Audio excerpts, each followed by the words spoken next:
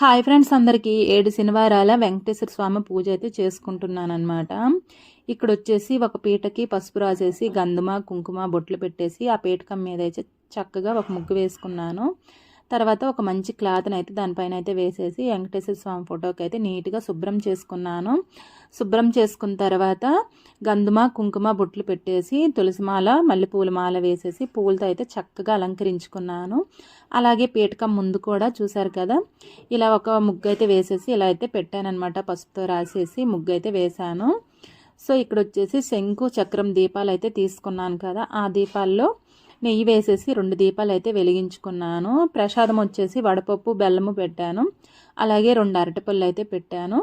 చిన్న గ్లాసులు అయితే పానకం అయితే పెట్టానన్నమాట. దేవుడికైతే మనస్ఫూర్తిగా మొక్కుకొని కొబ్బరికాయ అయితే కొట్టేసి 5 ఒత్తుల హారతి అయితే ఇచ్చేసానమాట.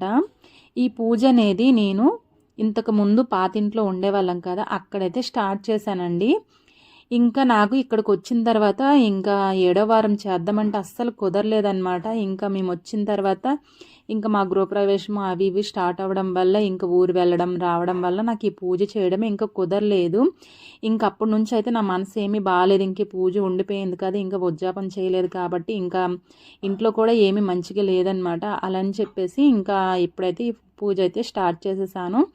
ఉద్యాపన అయితే ఎప్పుడు చేస్తానో తెలియదు. ఇంకా ఉద్యాపన చేసేటప్పుడు 7 ముత్తైదులు పిలిచేసి భోజనాలు పెట్టి పలదానం అయితే ఇస్తానన్నమాట. ఇక్కడ చూసారు కదా, పూజ అయితే ఇలా కంప్లీట్ అయితే చేసుకున్నానమాట. వెంకటేశ్వర స్వామి పూజ అయితే ఇక్కడైతే పిండి దీపాలు అయితే వెలిగించలేదనమాట, నాకు కుదరలేదనమాట. ఇంకా అలా అని చెప్పేసి ఆ దీపాల్లో అయితే వెలిగించేసాను. చూసారు కదా నా పూజ ఎలా ఉందో ఏంటనేది కమెంట్ చేయండి. సో నేను వచ్చేసి మధ్యాహ్నం అయితే ఇలా అరిటాకు వేసేసి అరిటాకులో ఇలా అన్నం అయితే పెట్టానన్నమాట. మూలకు పెట్టిన తర్వాత నేను ఇంకా మధ్యాహ్నం అయితే భోజనం అయితే చేసేసాను. ఒక్క పొద్దే ఉంటానన్నమాట ఇలా వెంకటేశ్వర స్వామి పూజ చేసుకుంటే.